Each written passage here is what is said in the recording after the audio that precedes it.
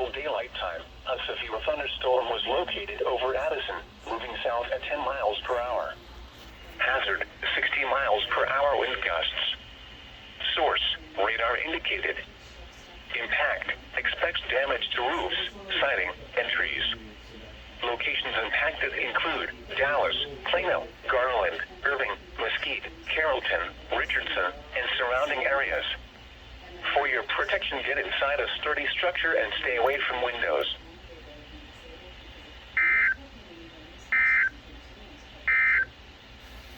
The current time is 4:20 p.m. Central Daylight Time.